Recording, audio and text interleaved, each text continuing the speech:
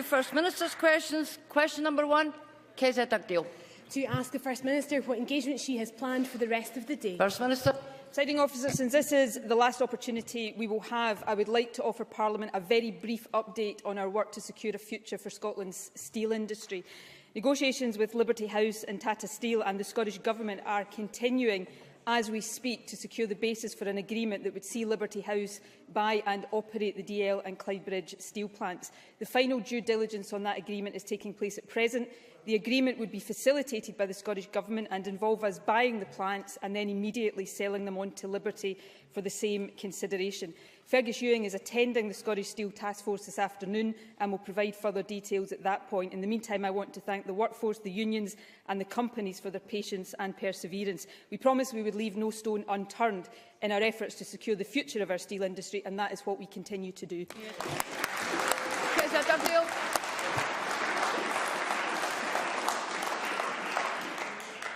That is indeed very encouraging news, First Minister. And can I put on record my thanks to all those members of the Steel Task Force for their hard work and determination, notably on my own benches, Drew Smith, James Kelly and John Pentland, and indeed our trade union partners. During the UK general election last year, Nicola Sturgeon said she would reverse George Osborne's tax cut for the top 1%. Pledging to reintroduce the 50p top rate of tax, the First Minister said it is right that those with the broadest shoulders pay a little bit more. Yesterday, she changed her mind.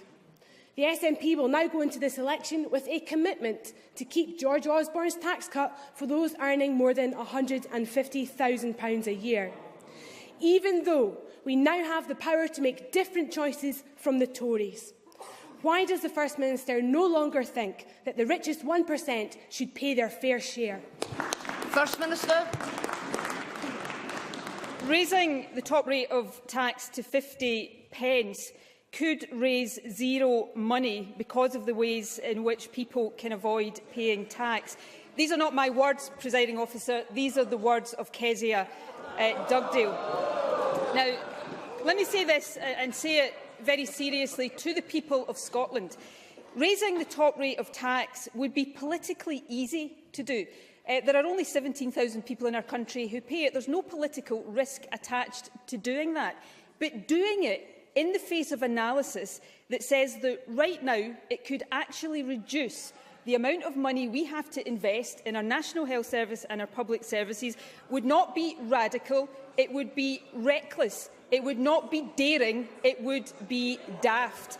So we will not do it straight away.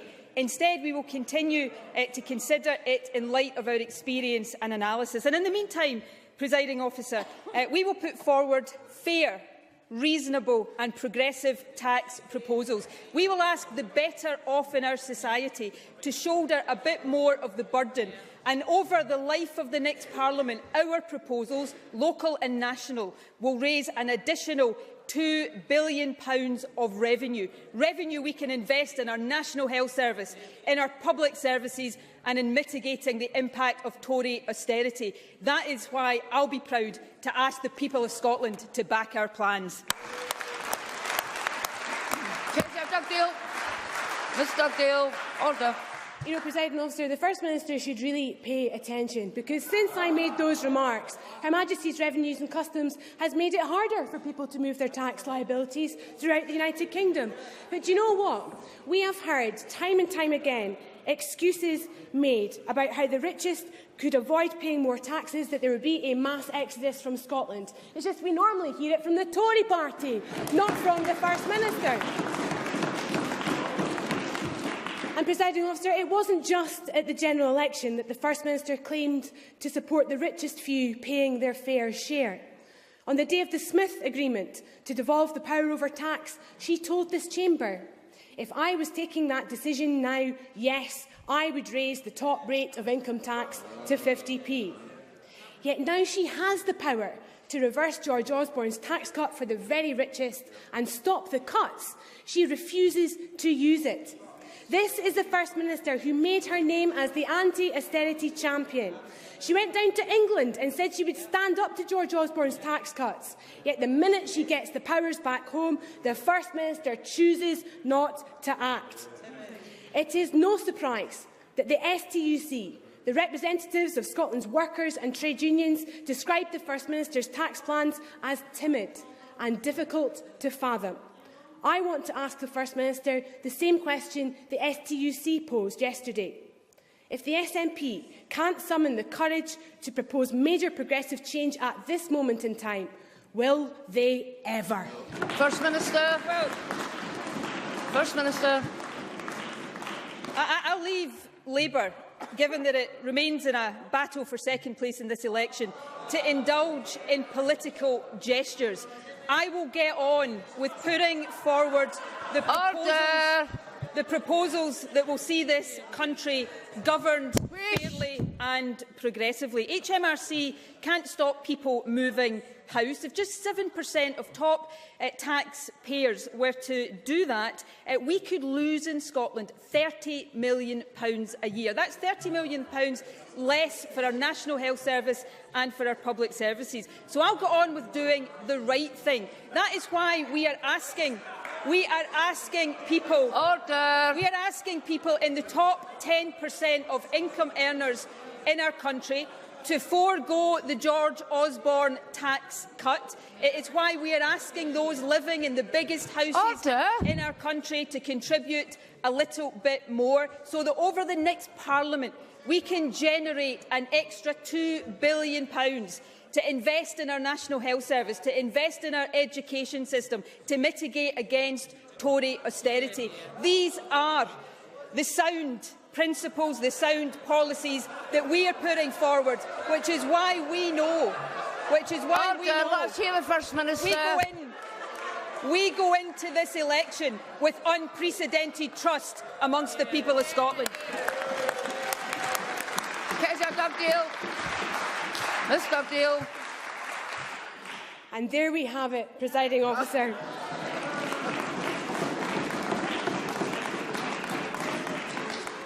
A nationalist First Minister arguing that Scotland can't go it alone on tax really takes the biscuit.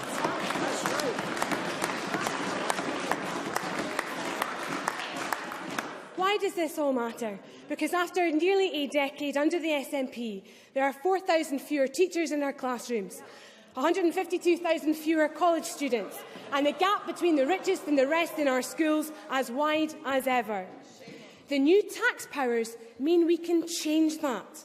Last week, the Teachers' Union, EIS, called for all parties to protect all education spending in real terms over the next 5 years. Because of the tax plans we have set out, Labour can make that commitment. The SNP's tax plans don't raise anywhere near enough to do the same. Why won't the First Minister stop the cuts to education? First Minister. Well, first of all, let me say to Kezia Dugdale, we are going it alone on tax. We're rejecting the George Osborne tax cut that John O'Donnell and Jeremy Corbyn are supporting it. So we are taking the decisions that are right for Scotland. We're also taking decisions. Order. Let's hear the First Minister. We are also taking decisions that will allow us over the next Parliament to invest £750 million in tackling attainment in our schools. I am proud of the record of this government, Presiding Officer. We have more people working in our health service. We've got some of the best and fastest treatment anywhere in the UK. We've rebuilt or refurbished a quarter of all schools across our country. We've got the best leaver destinations on record. Young people going into training or education or work more than ever before. This government has a record to be proud of, but there is much more to do. And I am looking forward to persuading the people of our country that me and this government are the people to get on and do that job. Ms Dugdale. She won't raise the basic rate. She won't fully reverse the higher rate, and she won't increase the top rate. Yet Nicola Sturgeon wants us to believe that she can find the money to protect education. It's utter nonsense. This First Minister, who has campaigned for years on the mantra that more powers means fewer cuts, now refuses to use the powers to stop the cuts. The First Minister, who says education is a priority, won't ask the richest 1% to pay more to invest in our schools. The SNP say they are an anti-austerity, but are content to use this Parliament as a conveyor belt for Tory cuts.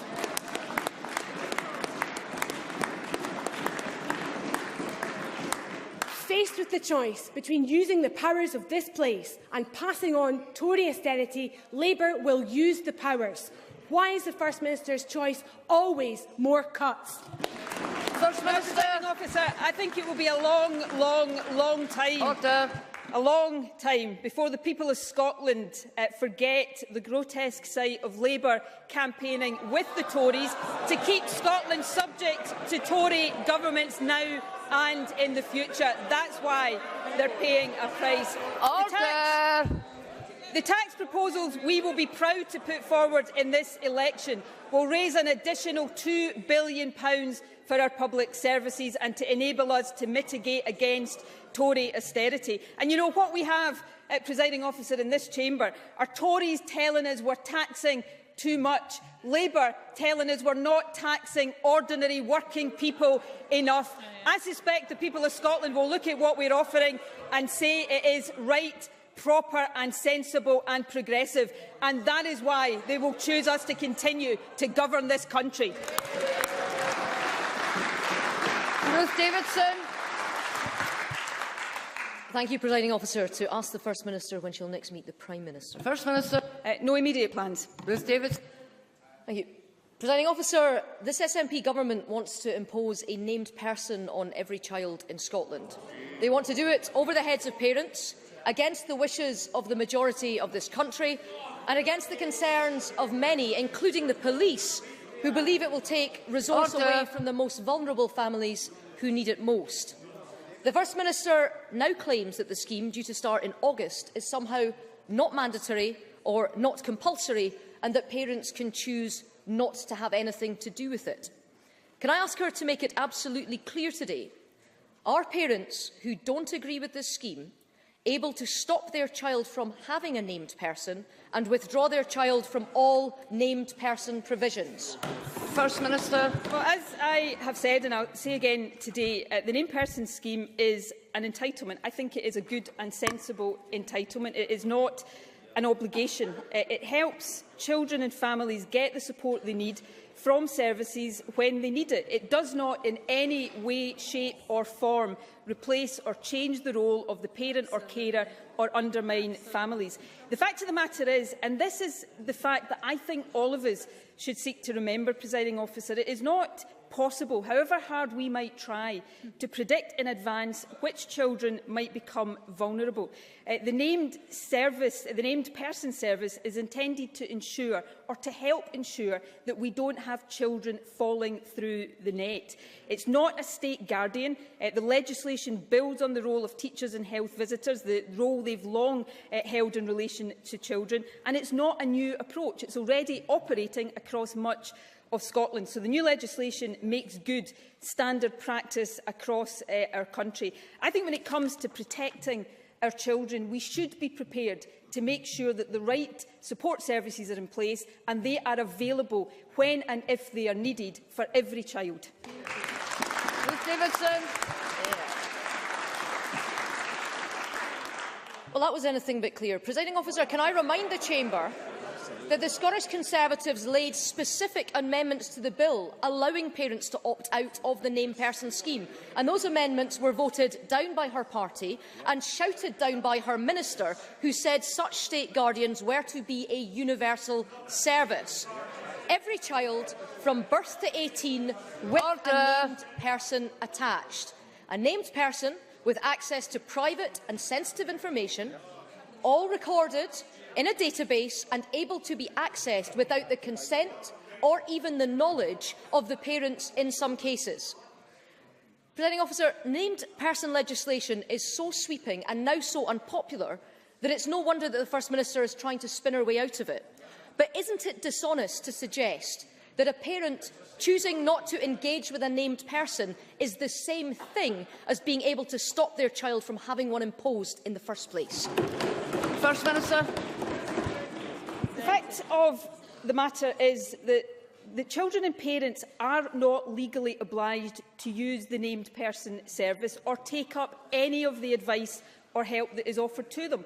But it will be available to them if they need it at any point in the future, because as families around this country will understand, families that today are coping very well and for whom there are no issues do not know what the future holds.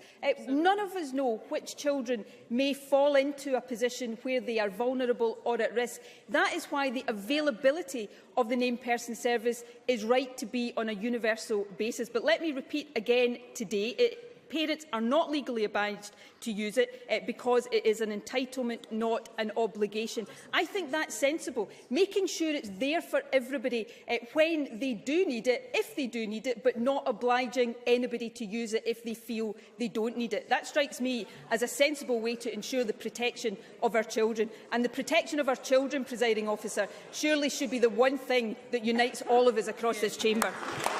Question 3, Will Rennie. To ask the First Minister what issues will be discussed at the next meeting of the Cabinet. First Minister.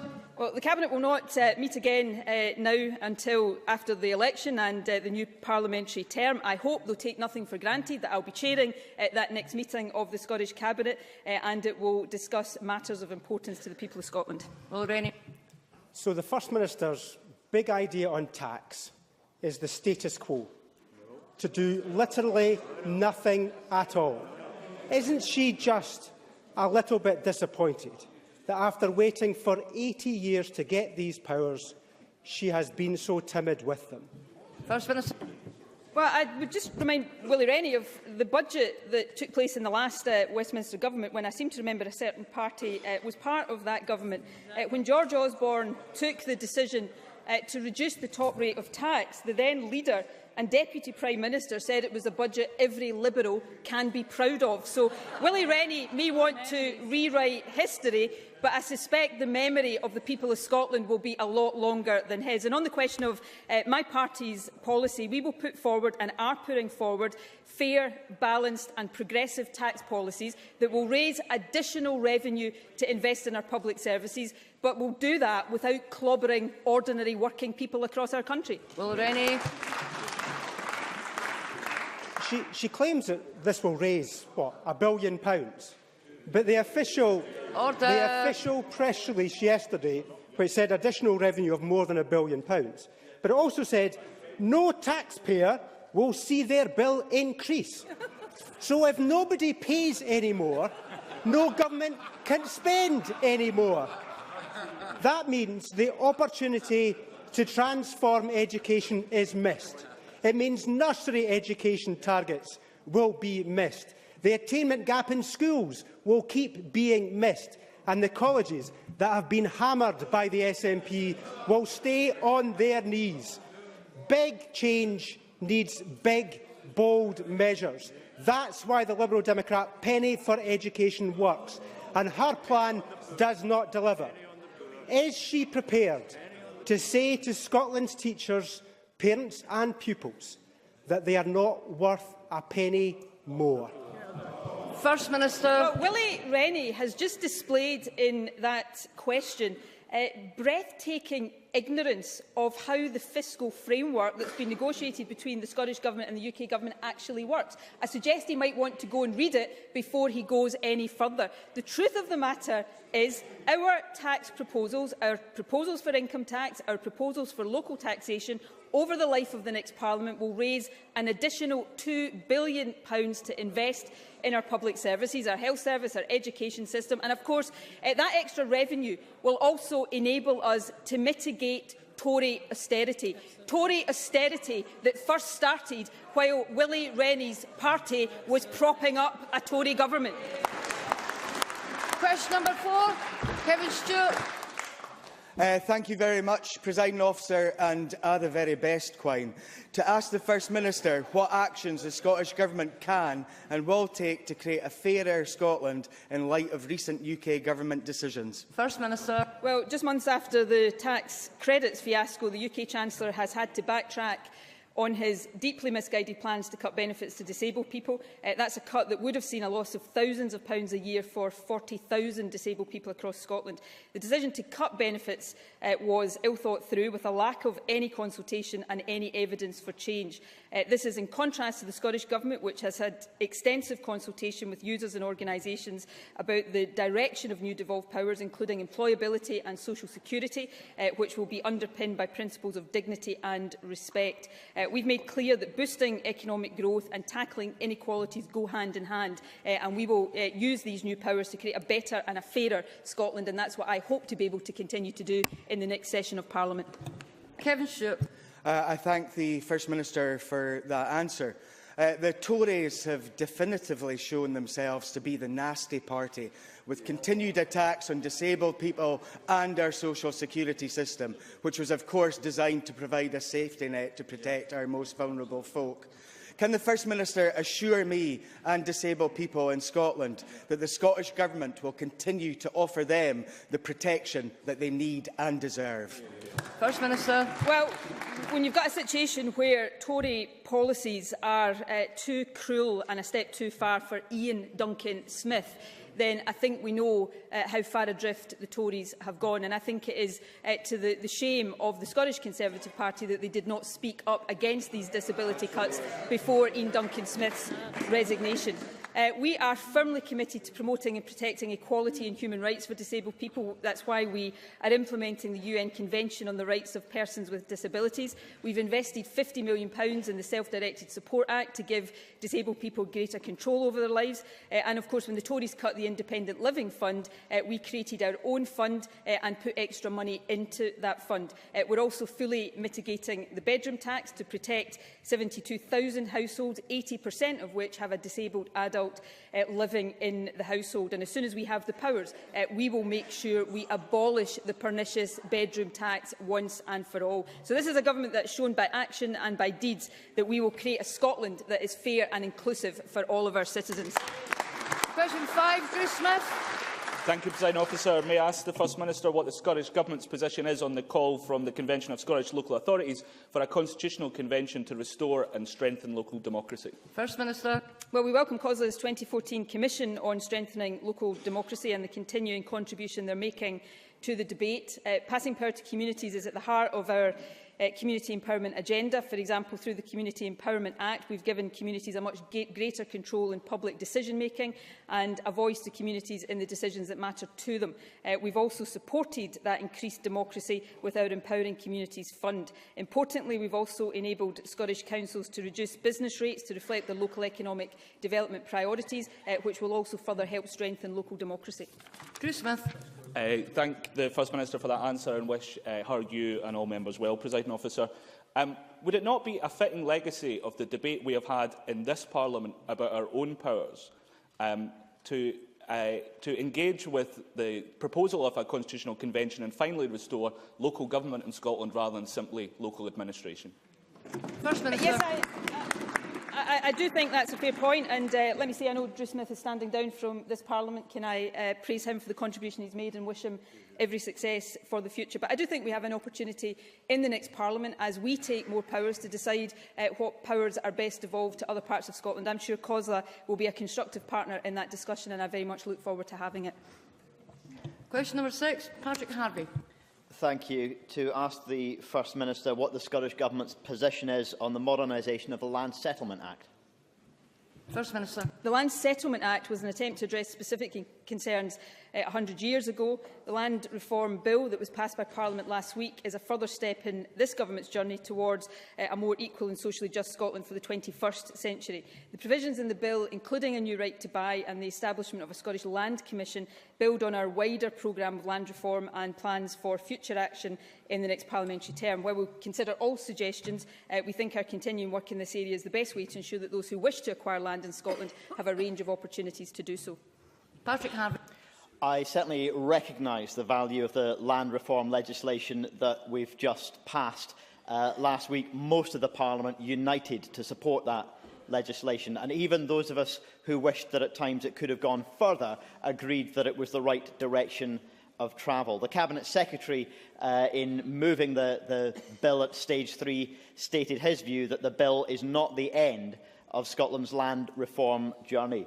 We still have hugely concentrated patterns of land ownership in Scotland, and that needs to change. So does the First Minister not agree that a modernised Land Settlement Act would be a natural next step in Scotland's land reform journey, that it could unlock the power of our land and see many more people able to access land for productive use, for food, for homes, for regeneration at a human scale, ensuring that Scotland's land is put to the use of Scotland's people, all our people, to serve the common good instead of the private interests of a tiny, entitled few? First Minister. Well, let me say to Patrick Harvie, if we are re-elected in a few weeks' time, I'm happy to consider whether a reformed Land Settlement Act does fit into our wider plans for further land reform. I agree with the sentiment of Patrick Harvie's question. I think we've made huge strides forward in this Parliament, but as the Minister did say last week, it's not the end of the journey. There is still work to be done on land reform, and I hope this Parliament, when it is re-elected in whatever shape, form or balance after the elections in May, will take forward this journey and do so with the same ambition and spirit that was shown in this session of Parliament. Rob Gibson. Thank you, Presiding Officer. Will the First Minister ensure that the current planning review helps, not hinders, the much more diverse pattern of land ownership that will assuredly flow from the Community Empowerment Act and the Land Reform Bill? First Minister.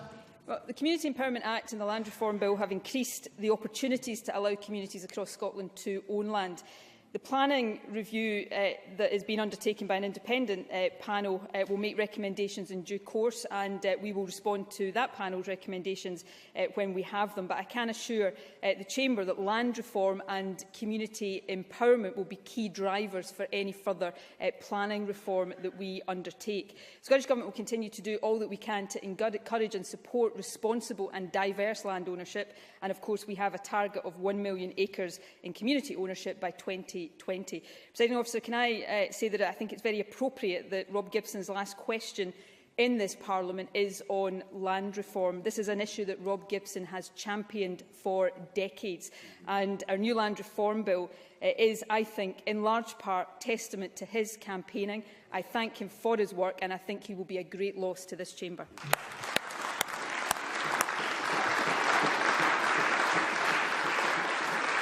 Sarah Boyack. Thank you, Presiding Officer. Can I also ask the First Minister if she will promote community and cooperative forms of ownership as part of the land reform agenda in the next term of the Scottish Parliament? We've seen many community renewables projects across the country, and with the opportunities in the new Land Reform Act, let's see that opening up to our urban communities as well, so that we have democratic accountability and value and community benefit shared across our communities through the cooperative model. First Minister. Well, can I firstly thank Sarah Boyack for her assumption that I will be in this seat when we return after the election. I certainly appreciate the vote of confidence that she has just shown in this government. I, of course, take nothing for granted. I'll be campaigning hard over these next few weeks to earn the right to be back here governing our country. If we do persuade the people of Scotland that is the right way forward, then yes, I will be very keen to see us take forward land reform based on the kind of principles that Sarah Boyack has just outlined. And I hope we will have many members, old and new, across this chamber who join us in the next phase of that journey. Sandra White. Thank you very much, Presiding Officer. The First Minister will be aware of the situation of Lord A Patron, a student at Strathclyde University in my constituency. I'm sorry, Ms White. This question is on land reform. I know how important your question is. I've tried 3 times already, I'm Presiding sorry. Officer. I'm sorry, Ms White, but No, you need to follow up the question. Thank you. That ends First Minister's questions. We now move to the next item of business.